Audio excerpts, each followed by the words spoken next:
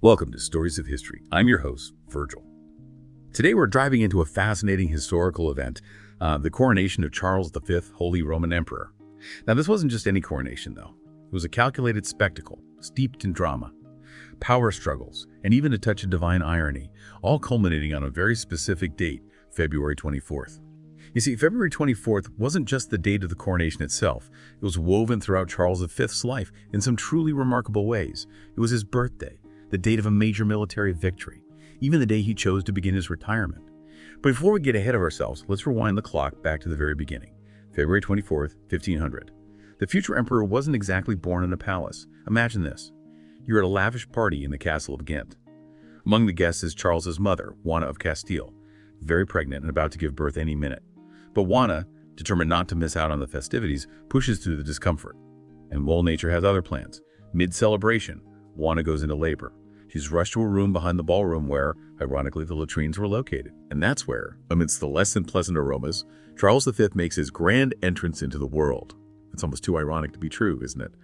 The man who would become one of the most powerful rulers in Europe, born in the latrine while his parents partied the night away.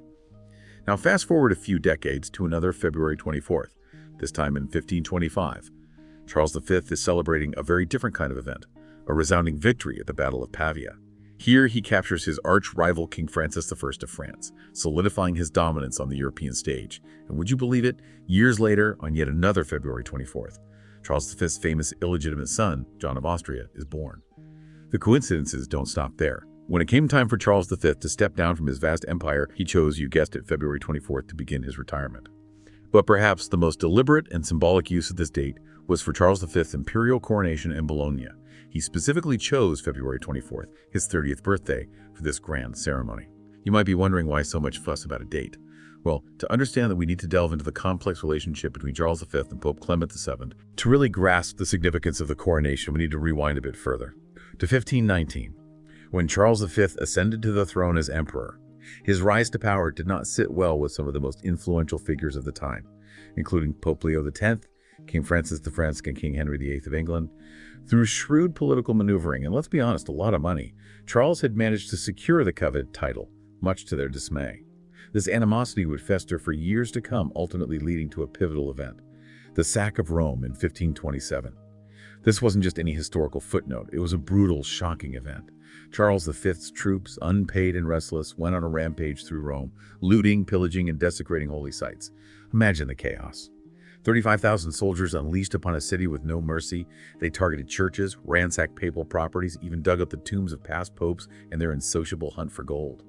The reigning pope at the time, Clement VII, was forced to flee for his life and eventually paid a hefty ransom to secure his release. And here's where the irony truly sets in. This very same pope, Clement VII, who had been humiliated and held captive by Charles V's forces, was the one who was expected to crown him Holy Roman Emperor just a few years later. For a Holy Roman Emperor, there wasn't just one coronation, but three. Each held its own symbolic weight. The first, held in Aachen, Germany, bestowed the title of King of the Romans. The second, with its location less fixed, acknowledged the emperor's rule over Burgundy in Italy. But the third, the papal coronation, was the grandest of them all. It was the ultimate stamp of legitimacy, the divine blessing from the head of the Catholic Church. And Charles V, ever the master strategist, knew how to leverage this moment to his advantage. Despite the simmering tension, a peace treaty was signed between him and Pope Clement VI. But this wasn't just about burying the hatchet. Charles V saw an opportunity to assert his dominance, to making clear he held the reins of power, even over the Pope. He insisted on being crowned by the very man he had humiliated, turning the coronation into a spectacle of power and control. So the stage was set for a coronation, unlike any other. A clash of wills disguised as a holy ceremony. And the chosen location? Bologna. You might think it odd that the coronation wouldn't take place in Rome, the heart of Christendom. But the wounds from the sack of Rome were still fresh, and tensions remained high. Bologna was a compromise, a neutral ground that acknowledged the delicate situation. But Charles V wasn't about to let a change of venue dampen the grandeur of the occasion.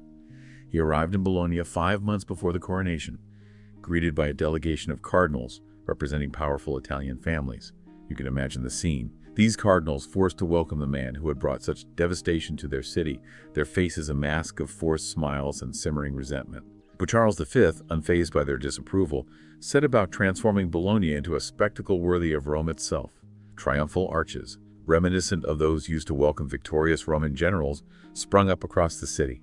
Statues of legendary emperors like Julius Caesar, Augustus, Constantine, and Charlemagne were strategically placed, serving as a visual reminder of the legacy Charles V was stepping into. Even the churches were given a Roman makeover. The Church of San Petronio, chosen for the main coronation, was adorned with tapestries and decorations to mimic St. Peter's Basilica in Rome. And the Church of Santo Domingo was transformed to resemble the Roman Basilica of St. John Lateran. Charles V spared no expense, turning Bologna into a stage for his imperial aspirations. But before the grand papal coronation, there was another smaller ceremony, held 2 days prior. This private event saw Charles V receive the Iron Crown of Lombardy. Now, this crown wasn't actually made of iron, but gold and precious stones. But on the inside, it held a band of iron said to be forged from one of the nails used in Christ's crucifixion. A potent symbol of power and divine right, wouldn't you say? This private coronation served as a prelude, a warm-up act for the main event. It allowed Charles V to savor the taste of power before the ultimate display of papal, well, let's call it cooperation. And so February 24, 1530 arrived. Charles V, dressed in his finest attire, entered the Church of San Petronio, ready to receive the ultimate symbol of his authority. After the religious rites, Pope Clement VII, perhaps with a heavy heart, presented Charles V with the symbols of his imperial power. First came the sword, signifying the emperor's right to wage war in defense of the faith. Then came the scepter and the orb, symbols of his earthly dominion. And finally, the moment everyone had been waiting for, the papal crown, placed upon Charles V's head by the very pope he had humiliated. It was a moment dripping with irony, a visual representation of the power dynamics at play. But as you might expect with an event of this magnitude, the ceremony wasn't without its hiccups. As Charles V made his way from the palace to the church, he was to walk along an elevated walkway, specially designed to give the crowds a clear view of their emperor. Surrounded by nobles and courtiers, Charles V proceeded along this walkway, the very picture of imperial grandeur. But just as the last member of his procession passed, disaster struck. The walkway collapsed, sending a cascade of bodies and debris crashing to the ground below. 3 people were killed, and several others were injured. It was a chaotic, terrifying scene, a stark contrast to the carefully orchestrated pomp of the coronation. But the show, as they say, must go on. By the time Charles V emerged from the church, newly crowned, the walkway had been cleared, the bodies removed, and the bloodstains scrubbed away. It was as if the accident had never happened, a testament to the power of Charles V to control even the most unexpected events. But think about this. Why go through all this trouble with not 1, not 2, but 3 coronations? I mean, Charles V was already the emperor. He had the power, the armies, the lands. Why bother with all the pomp and circumstance? Well, it all boils down to legitimacy, the kind that comes from both earthly might and divine blessing.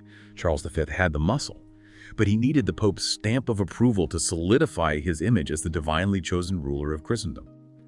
And this coronation, happening just 3 years after the sack of Rome, was his chance to showcase that power dynamic to the entire world. He wasn't just being crowned, he was orchestrating a spectacle designed to assert his authority, even over the Pope himself. It's like he was saying, look, I might have sacked your city, but you still need me. I'm the one calling the shots here.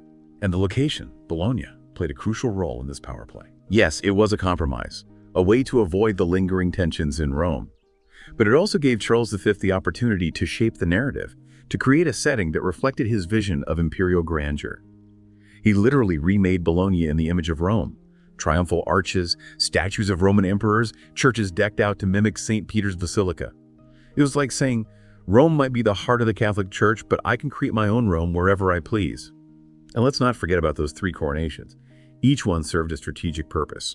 The first, in Icon, connected Charles V to the legacy of Charlemagne, the first Holy Roman Emperor. The second, in Bologna, solidified his control over Burgundy and Italy. And the third, the papal coronation, was the grand finale, the ultimate validation of his authority. It was a carefully choreographed performance designed to send a clear message. Charles V was the most powerful man in Christendom, and even the Pope had to bow to his will. And what about that Iron Crown of Lombardy with its alleged piece of Christ's crucifixion nail? Talk about a powerful symbol. It wasn't just a crown, it was a statement of divine right. By wearing that crown, Charles V was aligning himself with Christ, claiming a spiritual authority that transcended even the Pope's power. Now, whether or not that piece of metal truly came from the true cross is debatable. But the point is, it was believed to be true, and that belief held immense power. It added a layer of legitimacy to Charles V's reign, making him appear as a chosen instrument of God. And speaking of divine intervention, let's circle back to that walkway collapse for a moment. In the 16th century, people saw the world through a very different lens. They believed in divine providence, the idea that God directly intervened in human affairs. So when something as dramatic and unexpected as a walkway collapse occurred, especially during such a significant event, people naturally searched for meaning. Was it a random accident? Or was it a sign from God? A message of displeasure, or perhaps even a warning? For many, the answer seemed clear. The walkway collapse was divine retribution for the sack of Rome. It was God's way of punishing Charles V for the sacrilege committed by his troops. And this interpretation wasn't just limited to the common folk. Even some within the church saw the collapse as a sign of God's judgment. They pointed to the timing of the event, happening right after Charles V had received the Iron Crown of Lombardy, as further proof of divine intervention. It was as if God was saying, "You may claim to rule by divine right, but I am the ultimate authority, and I will not tolerate such transgressions." But not everyone subscribed to this interpretation. Some dismissed the collapse as a simple structural failure, a tragic coincidence with no deeper meaning. They argued that it was foolish to attribute every misfortune to divine intervention, that sometimes things just happen. And to be fair, from a purely logistical standpoint, the timing of the collapse doesn't quite fit the narrative of divine retribution.